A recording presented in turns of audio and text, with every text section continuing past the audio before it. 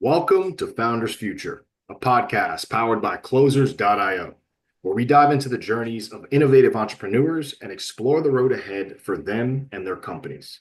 I'm your host, Jae Encarnacion, and in each episode, we uncover the stories behind impactful ventures, the challenges faced along the way, and the strategies driving their future growth. Today, we are thrilled to have Michael Mataluni, the CEO and co-founder of Brevetto. Michael brings a unique blend of expertise in human-centric AI, digital marketing, and futurism, with a track record of building marketing funnels and generating significant revenue through U-Power Media. Based in the US, Brevetto, founded recently, is transforming e-commerce by turning stores into revenue-generating machines with AI-powered solutions like marketing agents and digital command centers, all guided by their ethical Bradbury framework. We'll be exploring his founding story, how Brevetto empowers businesses, and his vision for scaling this innovative venture. So let's dive right in. Michael, welcome to Founders Future. Thank you so much for having me, Jay. That was a tremendous intro. Wow. Well, thank you. Yeah, absolute pleasure having you on the show. Obviously, an incredible background so far. So, really excited to dive in with you for our listeners. So, with that, take us back to the beginning, if you can, Michael. What specific problem in the e commerce or AI landscape really inspired you to start Brevetto? Well, it goes back further than that. I was really inspired to get the heck out of the restaurant business. Okay. I had done everything from waiting tables to bartending, managing, and ultimately worked my way all the way up to a chef. And I never got that GM position that I always wanted.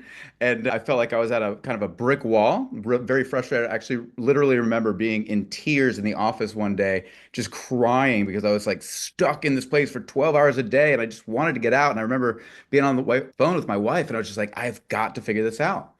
And so I got really into personal development. I started listening to a lot of podcasts. Yeah. Listened to a podcast called The Kick-Ass Life with David Wood. And one of the things that he always said was, do what successful people do. Put Mhm. yourself around them, model their behavior. So what did I do? I stole the name for his podcast called The Kick-Ass Life, and I started a podcast called Kick-Ass Dad. And then that took off. Ended up having my mentor on the show. He had me on his. I got new and notable on iTunes, and we were just crushing it. And then I was like, man, I'm working 50 hours a week at the restaurant and 30 hours a week on my podcast, not really being a kick-ass dad over here, not making any extra income to supplement all this extra time I'm spending. So I got a $2,000 Facebook advertising course and I learned how to do webinars and I just started selling and got picked up by a company that launched a product called Thing Charger on Indiegogo and started running their Facebook ads, spent about 50,000 bucks my first month and we brought in about 650 and I was like, I am never going back to the restaurant business again. Wow, incredible. So, I mean, it's just such an amazing, concept of really having to dig in, right? Especially when you feel like your back is up against the wall. This is a perfect example, and why I love being the host of the show of just so many different backgrounds and walks of life, and look at what can happen when you really implement your mind into what you want to do. So just incredible on that part. So talk to us then about now. How has Brevetto and its offerings evolved since you first started, Michael? So, Oh, that's such a great question. Real quick, I just want to respond to the last thing you said, which is so yeah. important. And I hope everybody who's listening takes heed of that statement because it shouldn't be lost on anyone. It's about being prolific. It's not about being perfect. It's not about being good even. It's about being prolific. And the more prolific you are, the better you're going to get and the more opportunities you're going to create. There is no such thing as luck. It is Yeah. all just massive effing action. So that's what I did. I just acted. I just took action and I just never stopped. And so we launched Rivetto in January of 2024. I actually took a step back. So, well, let me actually talk about this real quick because I think it's an important part of the story. 2021, a lot of you will know if you're a founder or a marketer or you advertise at all. Facebook ads used to be the pride and glory of digital advertising, and they just crapped the bed in 2021 due to some policies from Apple that didn't allow Facebook to do cross-platform device tracking anymore. It was the great data doomsday, and nobody really, everyone saw it coming. Nobody did anything, and then we watched our clients' leads cost go through the roof, cost to acquire customer go through the roof, ROAS go down from $3, $4 return on ad spend to about a buck 50, and I'm going, what am I going to do? And so I got really clear about the fact that you need to own your data. You need to own your email list. You need to own your whatever it is that brings you in money. You can't be depending on third-party platforms. You have to find a way to own it. And so what we did was we started getting into AI and we started to look at it and say, well, everybody's using this stuff like for fun and to write poems and to tell stories, but what's the real potential here? How can we leverage this technology to do something that nobody else is doing? How can we use it to remedy the issues that all of these marketers and founders and entrepreneurs and scaling enterprises are struggling with? And so I started to, in 2024, I just put my head down. I started playing around with Anthropic quite a bit. That's a large language model. Claude 3.7 Sonnet is one of the most current version, and it is amazing. And I got really into system and role prompting. And for those of you who don't know what system and role prompting is, it's the ability to give an agent, an AI LLM or an agent, a personality, a role. So if I want a CFO, I'm not going to just go to a generalist. I want a CFO, right? So in real life, I go to a CFO. So what you can do with these LLMs is you could role and system prompt them in such a way that you can create virtual domain experts. So I've got a team, I've got like 200 team members like on my computer in any given moment, whether I need a legal analysis, a financial analysis, a marketing analysis, if I'm looking to build a new campaign on TikTok or LinkedIn or Facebook, whatever it is, I've got an agent for that. And so what that allowed me to do was build this like sleek small team. So we've got a COO, a CTO, or yeah, COO, CTO, and a CFO, and a Scrum Master, and a couple other people, and that's it. And our goal is by an 18-month roadmap is $1 billion valuation. That's our goal, and we're gonna hit it. And so, like, just thinking about that, like 10 years ago, 10 people being able to achieve $1 billion market cap is just unfathomable. But with AI, it's possible. And most people just don't know how to use it. They're going to ChatGPT, and the last couple of months it's been all sycophantic and it's like begging you and like, oh, I'll do this for you, I'll do that for you. And it just can't Yeah. accomplish anything. These things go sideways sometimes. So you have to have a plan. But if you do have a plan with with agents and AI, you can do anything. You're absolutely unstoppable. So there's literally no excuse anymore. Absolutely incredible. So, I mean, with that, Michael, I would definitely love for our listeners to hear a bit more about exactly how you're generating revenue today, especially because our listeners can end up and coming to work with you, right? If the fit is right. So, what is the core offer there? Yeah. Who's your ideal client? What can they expect to see when they come to work with you as far as your offer goes? That's great. So we work with D2C brands, direct to consumer brands, scaling startups who are looking to about $5 to $50 million in revenue a year. These are the companies that are kind of stuck in between. They have a hard time paying that $1,000 a month for HubSpot and then or Salesforce and paying that $5,000 a month retainer to their marketing guy or what all of those expenses add up. And so you've got giant organizations who can easily do that, and you've got idea people who want to get off the ground who now have the ability to use AI. But it's our sweet spot's really that $5 to $50 million a year client who's looking to get the old adage, right? It's like fast, good, or cheap. You can only have two. Well, that ship has sailed. You can have all three today. Now, we don't do cheap, we do blazing hot value, but we deliver with excellence. We deliver fast. So, whereas a typical launch for an AI agent on your website or a lead generation agent that can actually help to optimize every guest or every prospect that comes to your page, being able to create personalized experiences at lightning speed. So we'll take a client from having an idea, and we use what's called the blue ocean strategy, coupled with our Epic Marketing Max framework.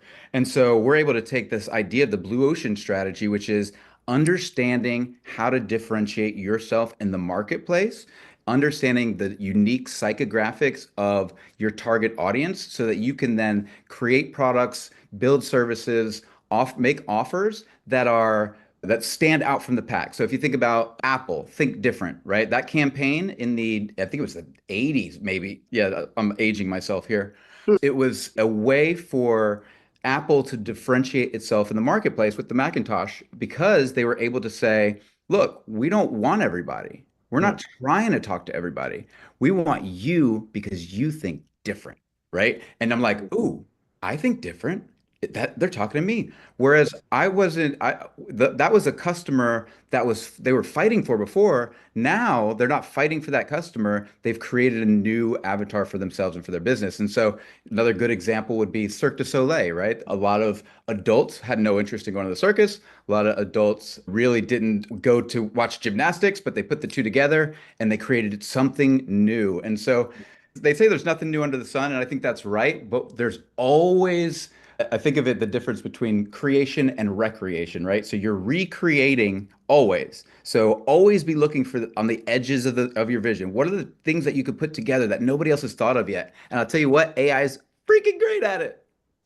Incredible. I mean, just incredible. I mean, and that's the beauty of it is I have so many founders on the show and all of them talk about AI, but I mean, with what you're doing, this is really AI, right? Taking it, using it to its fullest of capabilities and helping companies get to that next level, integrating AI, making things so much more seamless, and then again, pushing them to the point where they're stuck. So just amazing on that front. So help us understand now. I would definitely love to know what's working best for you and Brevetto right now as far as the acquisition side of things goes. How is that coming to play? I mean, are you running ads, especially with your knowledge in that space, referrals, using the AI? What's working best for you on that acquisition side? Yeah, it's definitely, it's just talking to people. It's just getting out there and showing them. I think that's the biggest challenge that a lot of people have is like if you're over on LinkedIn, it's like everybody's screaming for attention everywhere. And I think if you step back and really take a second and say, okay, what is the market really asking for? And I'm not just going to go give them what they're asking for. How can I create something new that's far better than what they're asking for? So you look at like Henry Ford, right? Everyone wanted a faster horse, right? Yes. Nobody knew they wanted a car until it took somebody to go, this is what we need. This is how to do it. And same thing with the iPhone. Nobody knew they wanted an iPhone. So I always push our clients, I push my team to really think about how we can take something that's would appear obvious 10 years in the future, but nobody's even thinking about it today. And so that's how we leverage AI and AI agents. So we build digital command centers for your entire team. So you can come in and you've got an agent that handles your brainstorming for your blog post for the week. It does predictive analytics. So you wake up in the morning and you've checked, you know what's going on today, and you've already got suggestions for blog posts and outlines when you wake up. You've got agents talking to each other who are able to communicate back and forth. The first time I saw two agents talking to each other, dude, I lost my shit. I couldn't believe it. And I'm just watching them go. Now, it was a mess. Yeah. It was not a pretty sight. Gibberish. I'm just watching because I create agents with some strong personality. I'm sure you couldn't tell that would be the case. Um, but I give them all like dynamic personalities. And I always, so I'm going to give you a quick workflow real quick. I think this will really help people. Go to Perplexity. So if you're thinking about identifying let's say you've got a new product, a new client, a new service, anything you're looking to do and get it out to market. The first place I always go is Perplexity. They've got a function called Deep Research, perplexity.ai.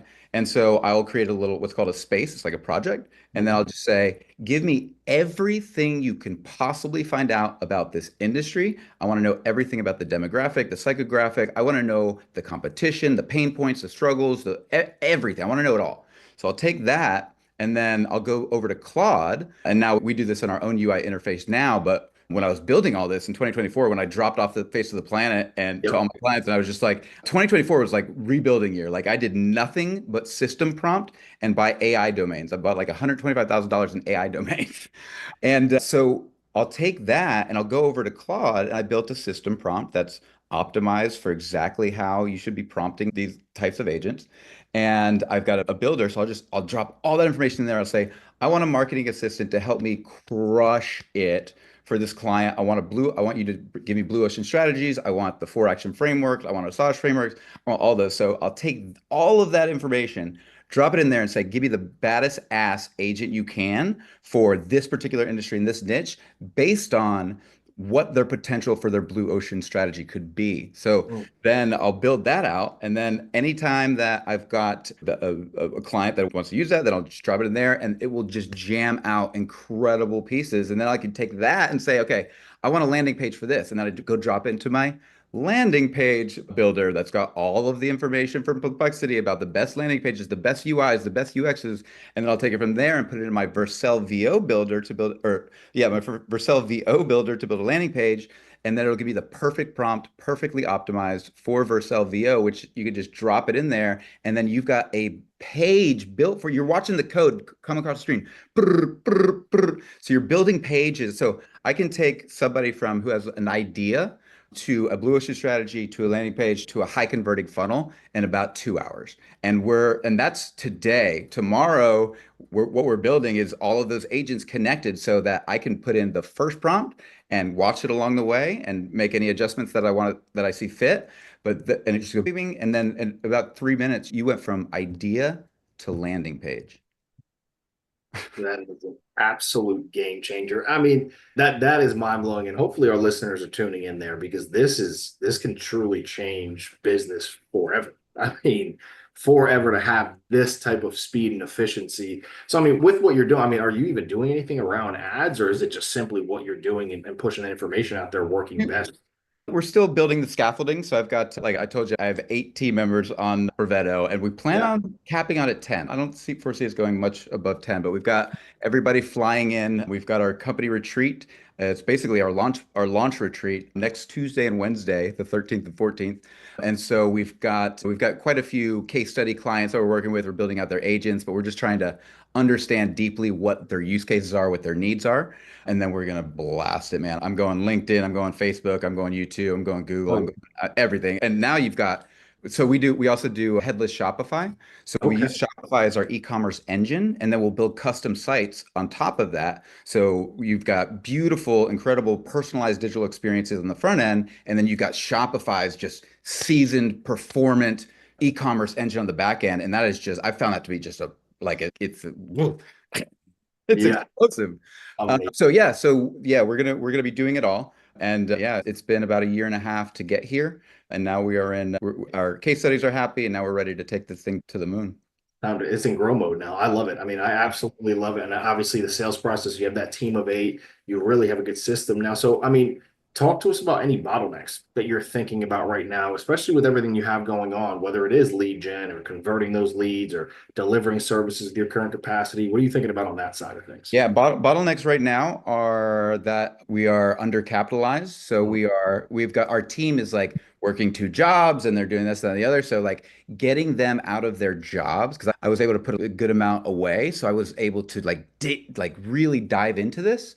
But I want to be able to get them to the point where they're 100% all in full time. And that's our bottleneck. So once we get through that, but I tell you, like the agents have been a huge help in that because you can take somebody who's working 10, 15 hours a week and you're getting 40, 50 hours out of them. It's incredible. So, I mean, obviously, you gave us a really good understanding of your vision as well, right? You have that 18-month roadmap. You want to hit $1 billion valuation, and you're on pace for that, right? For the case studies that you have right now. So, talk to us a bit about what you actually see the AI-powered e-commerce industry and that evolution in the coming years. And, I would love to hear that because of your ethical framework, your Bradbury framework. What are you doing to position Brevetto at the forefront of that Yeah. evolution that you're picturing? That's such a phenomenal question. I really appreciate you asking it because a lot of people are not thinking about this in the way that I think we should be. AI is the most extraordinary transformation that humanity has ever seen, and we're just starting to catch up to that. We are about to hit an inflection point where it could go very wrong or very right. And I think that if we're not talking about that now, if we're not talking about the ethics of AI and human-centric AI and how to ground AI, we're headed towards a very dangerous place. It's an existential threat, much greater, in my opinion, than nuclear warfare, because nobody knows when that thing's going to get out of the box. So I launched a podcast a couple of years ago called the Singularity Lab. And Mm. for those of you who don't know what the singularity is, it's a theoretical point in the future where humans and machines will become so meshed together that we won't remember what it was like to not experience that. And so I did some research recently and I was just trying to figure out like what is the actual growth curve of AI? So we think about Moore's law. Every 2 years, the little microchip in your computer, shrinks by a half, and the compute power goes up by double. It's not stopped since Moore discovered it. And so I said, okay, well, we've seen exponential growth in technology over the past 20, 30 years because of Moore's law. What is AI going to do? How is it going to play a role in that? And so I started looking at what the benchmarks were. What are the benchmarks of when can you say an AI has doubled in power and or in compute and intelligence? And then how can you understand that? How can you wrap your head around that? And so I started looking at the different benchmarks. I'm going, okay, I think I understand this. It's not an exact one-to-one to Moore's law, but it makes a lot of sense. They're doubling their inference power, their compute, their parameters, and all of the different benchmarks. And I'm going, oh my God, like they're doing it every 3 to 4 months. Like Insane. 3 to 4 months. Like Insane speed. Moore's law is every 2 years, and Yeah. that's exponential. Like this is the growth curve. And I'm showing my wife, I'm like, tell me, like poke holes in this for me. Like tell me how I'm wrong here. I can't see it.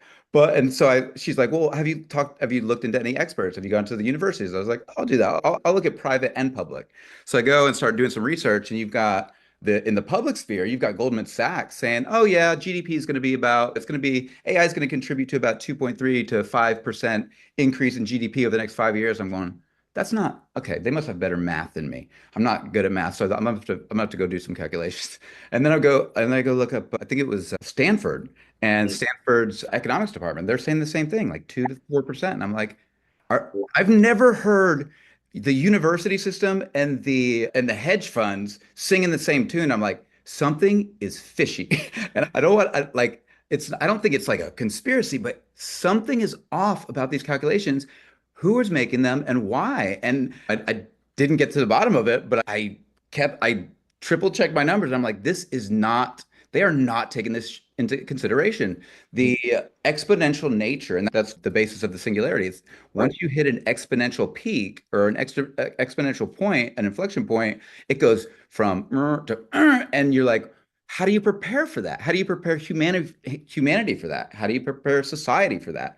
And so that's what one of the things that I'm passionate about is helping people with a program we have called the Greatness Zone, and it helps people identify their passions, their talents, and their values, figure out their greatest joy meets the world's greatest need, and then amplify it with AI, blue ocean marketing strategies to help people because we're going to see a lot of job displacement. So mark my words, 18 months, man, you're going to see massive people out of work. And so what we're doing is we're attempting to prepare for that by saying, you know what, look, we are the bad guys.